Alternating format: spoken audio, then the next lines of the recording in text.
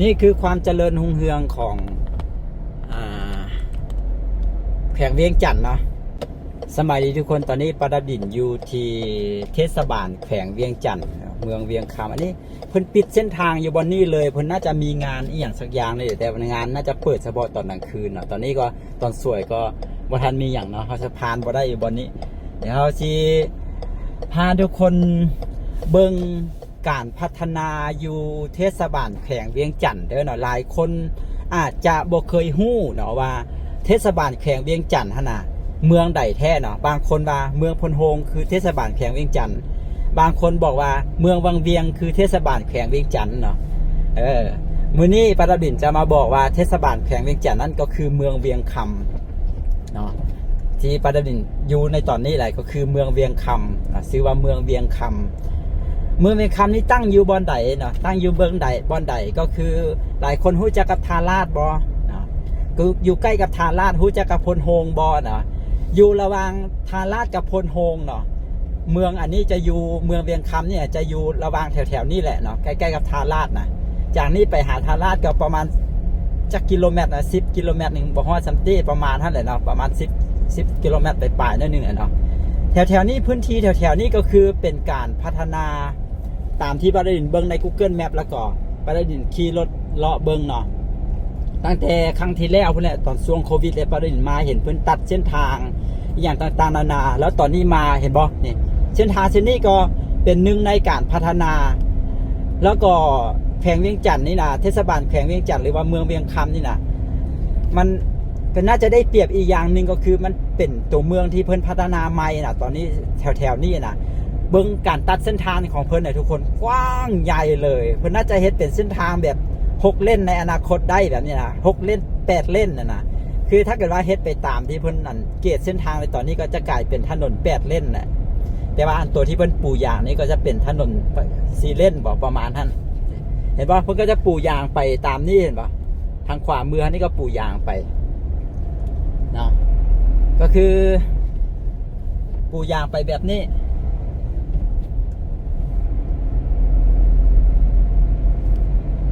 กว้างใหญ่เลยเนาะแล้วก็พื้นที่แถวๆนี้ก็คือเห็นบอกจะเป็นพื้นที่แบบว่างเปล่าอยู่นะแล้วเพิ่นก็มาตัดเส้นทางไว้แบบนี้เลยเนาะแล้วประชาชนก็เริ่มมาอาศัยอยู่แล้วประชาชนก็เริ่มมาอาศัยอยู่กันแล้วแถวนี้โอ้เห็นป่ะคนบ่มาอยู่หลายเทื่อแล้วก็การขับรถก็คือสะดวกสบายแบบนี้นี่คือการพัฒนาของแขวงเวียงจันทน์เนาะแขวงเวียงจันทน์นี่ถือว่าเป็นแขวงหนึ่งที่ในแถวนี้ทุกคนจะมีห้องการจะมีกระทรวงแผนกต่างๆเนาะมาตั้งอยู่แถวนี้เด็ดพื้นที่ที่เปิดไม้นะแล้วก็นี่เพิ่นปลูกคอนกรีตเนาะเขาที่เขามานี่เป็นปูยางในบนนี้มันปลูกคอนกรีตทั้งหลังเขาไปนี่ก็จะไปออกใส่ขัวข้ามอันเมืองเก่าไปทางอันบ้านเกินนะทุกคนบ่นี่โอ้สวยงามเนาะนี่องค์การอัยการประชาชนแถวนี้โอ้เพิ่นปรับดินแถวนี้น่าจะเป็นอันดินลัดบ่น่าจะเป็นดินลัดเพิ่นตั้งเป็นห้องการอย่างเต็มไปหมดเลยนะนี่คือความเจริญรุ่งเรืองของแขวงเวียงจันทน์เนาะแขวงเวียงจันทน์นี่ถือว่าเป็นแขวงที่เดี๋ยวป้าหลินจะให้เบิ้งนี่หน่อยหนึ่งเด้อจะให้เบิ้งนี่อันนี้น่าจะเป็นห้องว่าการปกครองแขวงหลังไม้บ่เดี๋ยวว่าเพิ่นน่าจะยังบ่ทันได้เปิดเถื่อเพิ่นน่ายังบ่ทันแล้วเถื่อคิดว่าได้นี่ทุกคนพาเบิ้งหน่อยหนึ่งเนาะน่าจะยังบ่ทันแล้วเถื่อเด้อเนาะคิดว่ายังบ่ทันแล้วเถื่อน่ะนี่อยู่บนทางหน้านี้น่าจะ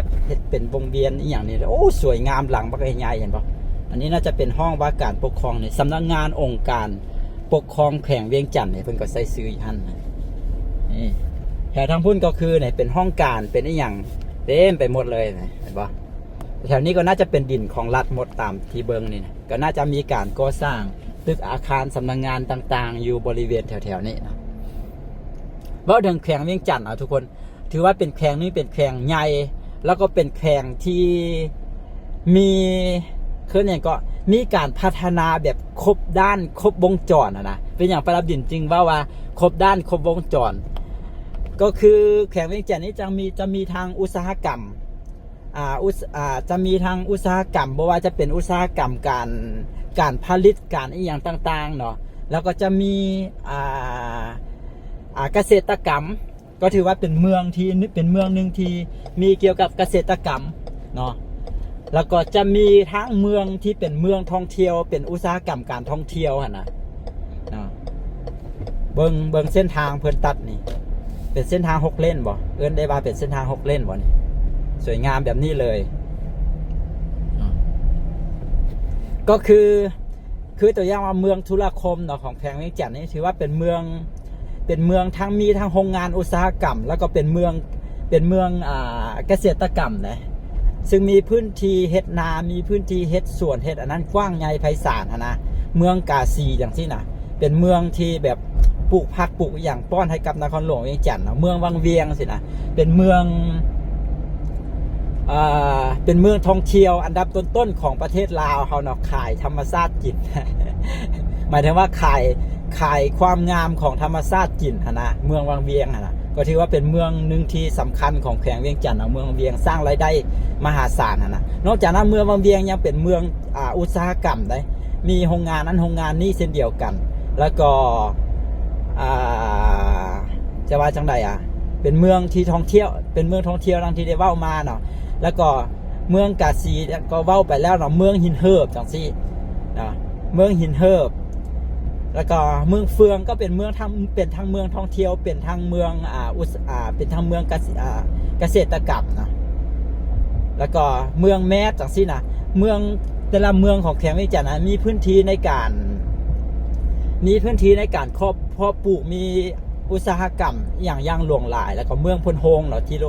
ทุกคนรู้จักกันดีก็ถือว่าเป็นเมืองที่มีอุตสาหกรรมมีอย่างต่างๆนานาเนาะแล้วก็เมืองนี้เมืองแก้วอุดมสิเนาะเมืองแก้วอุดมก็เป็นเมืองที่มีเขื่อนไฟฟ้าเขื่อนน้ำเงิมนึงนะเพิ่นจะตัดเส้นทางแถวนี้วนไปวนมาแถวนี้ก็คือจะมีเส้นทางไปเต็มไปหมดเลยเนาะแล้วก็ได้เปรียบอีกอย่างหนึ่งเนาะแขวงเวียงจันทร์ได้เปรียบอีกอย่างหนึ่งก็คือเป็นแขวงที่ติดกับนครหลวงเวียงจันทร์ซึ่งนครหลวงเวียงจันทร์เป็นตัวเมืองหรือว่าเป็นนครหลวงที่มีประชากรหลายที่สุดในประเทศลาวเลยก็ว่าได้ที่เนาะหมายถึงว่าเป็นเมืองใหญ่ที่มีขนาดประชากรหลายนะเนาะก็ได้เปรียบเพราะว่าแขวงเวียงจันทร์นี่จ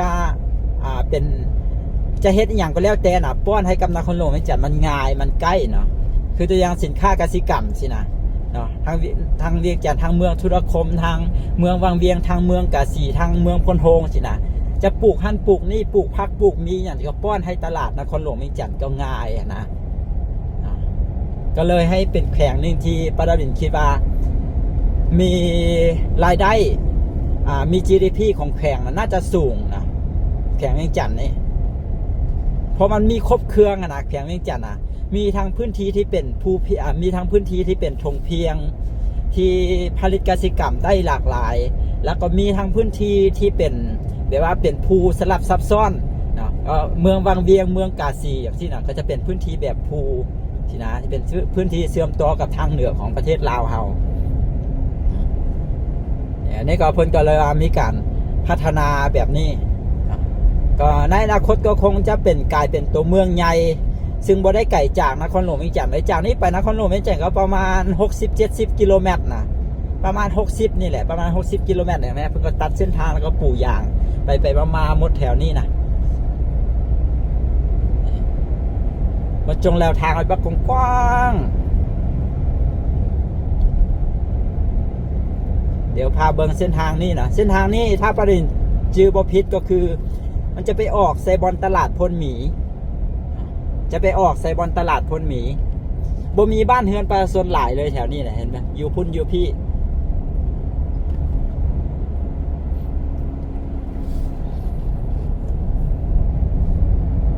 รถก็บ่มีหลายเชื่อนะแต่ถ้าเป็นอีกเส้นนึงนะ เป็นอีกเส้นหนึ่งที่อันนั้นเดี๋ยวจะพาไปเบิ่งอีกเส้นหนึ่งนะแต่คันวิดีโอนี้ยาวก็อาจจะเป็นอีกวิดีโอหนึ่งนะก็ลองไปเบิ่งกันเส้นนั้นท่านจะคึกคืนคนหลายมีบ้านเฮือนอยู่เต็มสองข้างทางเนาะอีกเส้นหนึ่งเส้นนี้เป็นเส้นตัดไม้ดังที่ได้เว้ามาเนาะเป็นพื้นที่เปิดไม้เพื่อให้อันตัวเมืองขยายออกมานะแถวนี้นะ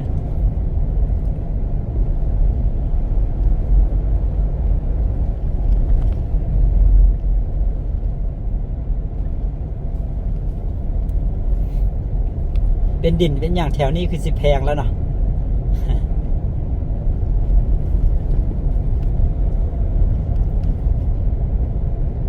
เป็นเส้นทางบางกว้างบางใหญ่เมื่อกี้นี่บอลจุดเริ่มต้นที่เราถ่ายวิดีโอนะข้าเจ้าก็เลยปิดเส้นทางนี้เนื่องจากว่าบ่ได้มีรถแลนหลายอยู่แล้วนะมันบ่ได้เป็นเส้นทางหลักที่คนแลนคนเที่ยวอยู่แล้วในตอนนี้นะเพราะว่าคนยังบ่ทันได้มาอยู่หลายมันเลยปิดเส้นทางแล้ว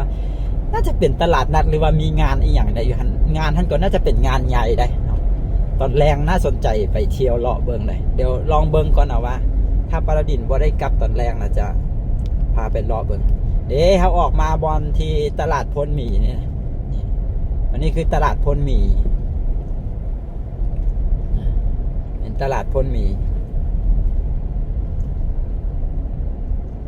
แบบนี้อันนี้เป็นตลาดก็เป็นตลาดใหญ่ของเมืองนี่แหละมีของขายหลากหลายเด้ตลาดใหญ่เลยพาย้อนแสงนะทุกคนภาพดำๆเส้นทางทางหนานี่จะเป็นเส้นทางหลักที่ปราดินเว้ามาในตอนนี้นะเป็นเส้นทางที่มีผู้คนอยู่หลายนะ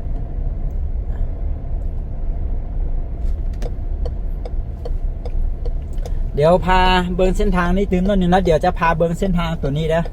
คลิปต่อไปนะเดี๋ยวคลิปนี้เราพาเบิ้งแถวนี้ก่อนว่าเป็นอะไรเดี๋ยวทางหน้าเขานี่เป็นวงเวียนเห็นบ่เป็นวงเวียนเป็น3 แยกนะแยกทางขวามือก็คือไปทางทาราชเนาะจากนี้ไปทาราชก็จักกิโลเมตรหนึ่งว่าใกล้ๆนึงเนาะแล้วถ้าซื้อไปก็เป็นพลโฮงนะก็3 เมืองที่อยู่ใกล้กันบางทีปราดินได้เว้ามานะวงเวียนสิไปก่อนเดี๋ยวนี่อันนี้ก็คือเป็นเส้นทางที่จะไปพลโฮงนะที่จะไปพลโฮงไปนี่ดื่มน้อยนึงก็จะฮอดพลโฮงเส้นนี้รถจะคึกคืนขนาดน้อยปราดินกลับมาแล้วเดี๋ยวเขาจะเข้าไปเส้นเก่านี้แล้วเดี๋ยวจะพาไปเบิงอีกเส้นน้อยเส้นอย่างแถวในเนี่ยนะว่าเป็นจังใดนะรถหลายเด้อเส้นนี้นะเป็นเส้นที่ข้ามขัวมาจากทางเมืองธุรคมนะมาจากทางบ้านเกิดนะเนาะแล้วก็ยาวออกไปที่พลโฮงนะขึ้นไปเส้นทางได้ที่23เหนือนะแต่เส้นนี้เราอยากขับรถเลาะเส้นนี้หลายกว่า บ่มีรถหลายแล้วนั่นเส้นทางคักนะนั้นวุ่นวายขนาดได้เส้นนั้นนะเดี๋ยวจะกลับเข้ามานะกลับเข้ามานี่เมื่อกี้นี่เขาถ่ายย้อนแสงนะพอเห็นไปไหนตอนนี้เขาถ่ายไปทางนี้มันจะเห็นดีกว่าเดี๋ยวจะรอเข้าไปเบิ้งแถวในฮอมในอย่างแถวในนี้ก่อนนะ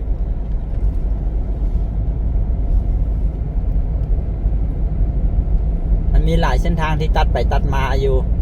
มาแล้วก็อยากเลาะนะปราดินก็อยากเห็นนะอยากเห็นนะเป็นจังใดสินะทุกครั้งเวลาปราดินไปเมืองหรือว่าไปแข่งใดนี่ก็จะมักนี่แหละมักขับรถเลาะไปเลาะมาแล้วก็จนหู้นะไปเมืองใดแข่งใดก็จนหู้ว่าเส้นทางใดไปทางใดไปออกไซสินะและหลายแข่งหลายเมืองปราดินจะหู้แบบนั้นนะอยากเห็นการพัฒนาของแต่ละแข่งนะ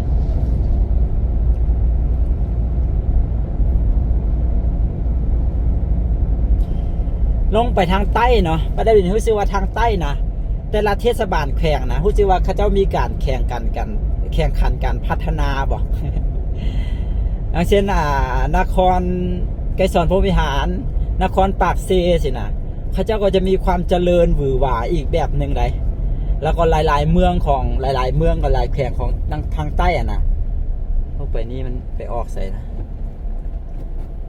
ของทางใต้นะเขาเจ้าก็ชิดแข่งกันพัฒนาได้ตามที่เบิงในปัตตานีก็ไปมาหลายเมืองหลายแขวงนะไปแทมพร้อมหนึ่งนะไปแทมพร้อมหนึ่งแล้วเดี๋ยวเขาจะไปเส้นกลางมันจะเป็นกลางอยู่ทางซ้ายมือเขาอะนะทำจริงทางขวามือซะหน่อยทำจริงทางซ้ายมือเขาก็มีเส้นทางตัด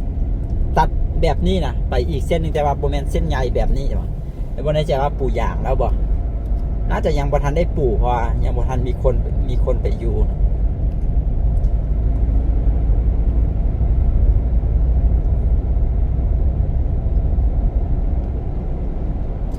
เพราะฉะนั้นเคยมาทายเทือนึงหน่อยเส้นทางนี้ตอนนั้นมาทายนี่แถวนี้ยังบ่ทันปู่อย่างเทือยังบ่ทันแล้วแบบนี้เทือนะหากก็มีแต่การปู่คอนกรีตอยู่แถวบนห้องต้นหน้าห้องว่าการปกครองแผง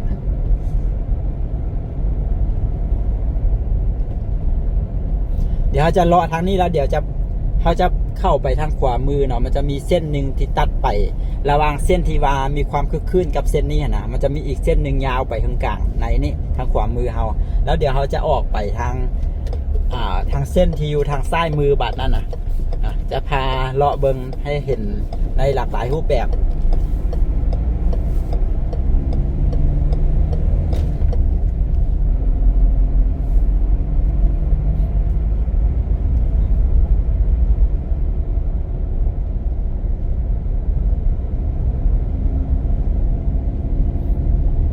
นี่มันก็ปูยางแบบนี้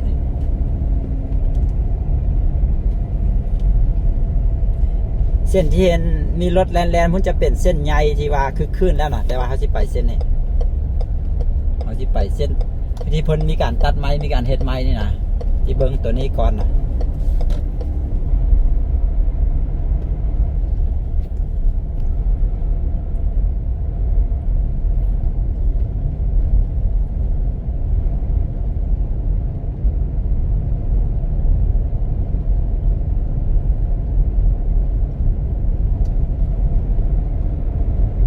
อันนี้ความจริงก็เป็นถนนกว้างใหญ่เลยได้นี่แต่เอายังประทันได้เฮ็ดเต็มพื้นที่ที่เพิ่นเกตไว้เชื่อนะแต่เพิ่นก็เกตแล้วทางป่าไว้แล้วนะเพื่อบ่ให้ประชาชนแบบตั้งเฮือนเข้ามานะถ้ามีประชาชนตั้งเฮือนเข้ามาแล้วเวลาสิขยายเส้นทางมันยากนะยากในการเคลียร์พื้นที่นะแถวนี้ก็มีบ้านเฮือนคนอยู่แต่ว่ายังบ่ทันหลายเนาะก็จะมีห่างๆกันนี่มีห่างๆกัน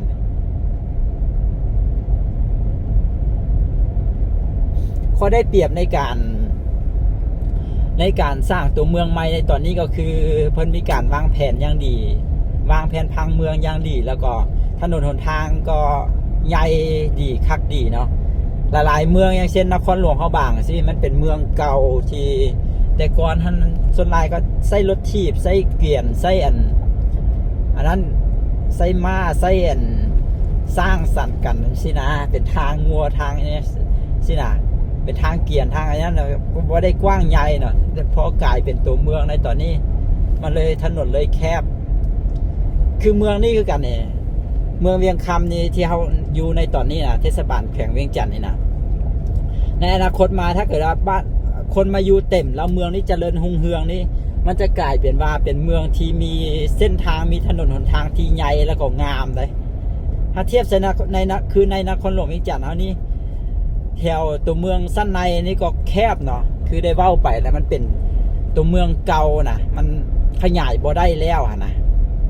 คันสิขยายก็ต้องเวียนคืนที่ดินต้องยกย้ายเฮือนประชาชนนี่โอ้มันเป็นไปได้ยากนะ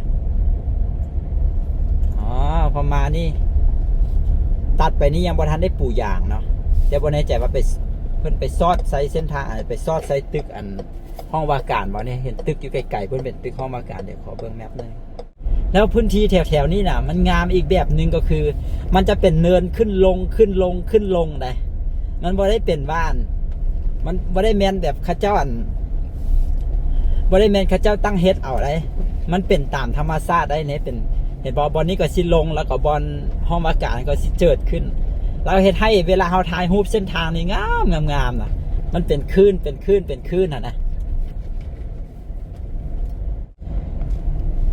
ตอนนี้หลายๆแขวงก็สร้างใหม่ได้ห้องว่าการปกครองแขวง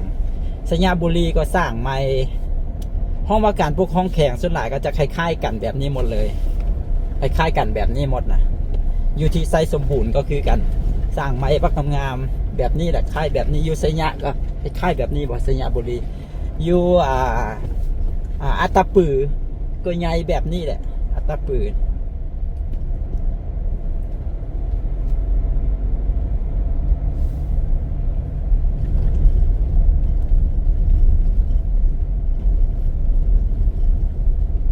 เอาออกมาใส่เส้นคอนกรีตนี่นะออกมาใส่เส้นคอนกรีตที่ต่อหน้าห้องว่าการปกครองแขวงนะแล้วเดี๋ยวเราสิลองซื้อไปเส้นพุ่นเนาะเส้นนี้เราไปแล้วเส้นปูคอนกรีตนี่นะเราผ่านมาเมื่อกี้นี้ละเส้นนี้ก็ใหญ่คือกันเลยโอ้คักเป็นเฮ็ดแผนพังเมืองได้คักได้งามขนาดเลยแล้วเมืองนี้ประเด็นมากอย่างหนึ่งก็คือที่เล่ามาเมื่อกี้นี่เราที่มันเป็นคลื่นนะเห็นป่ะเห็นเป็นคลื่นแบบนี้งามหลายทั้งหน้าพ้นปู่แล้วนะทั้งหน้าแถวนี้มันบ่มีบ้านเฮือนบ่มีอย่างฮะนะเขาเจ้าก็เลยยังบ่ทันปู่เถื่อนี่แต่ว่าแถวนี้ฮะเขาเจ้าเกตเป็นเดินเป็นอย่างป่าไว้แล้วน่าจะมีการก่อสร้างอย่างสักอย่างนี่แหละน่าจะเป็นดินของรัฐหมดอะคิดว่าแถวนี้นะห้องว่าการปกครองเมืองแข่ง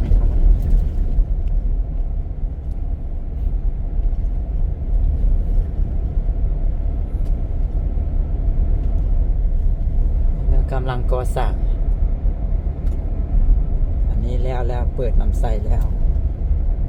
อันนี้น่าจะเปิดน้ำใสแล้วตัวตึกนี่หัวมันตึกเนี่ย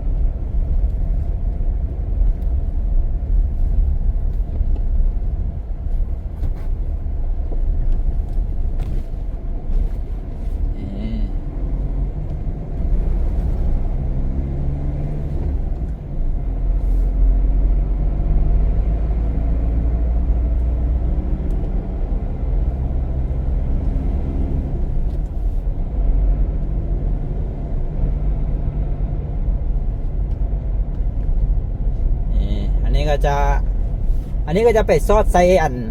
ไปออกใส่บอลจุดที่เราเริ่มต้นถ่ายวิดีโอเนาะนี่ลงไปนี่ก็จะไปซอดใส่จุดบอลจุดเริ่มต้นที่เราถ่ายวิดีโอหั่นนะทุกคนประมาณนี้โอเคเนาะทุกคนเดี๋ยวปัตตาบินจะขอจบวิดีโอนี้ไว้แต่เพียงเท่านี้เนาะทั้งหมดนี่ก็คือบรรยากาศ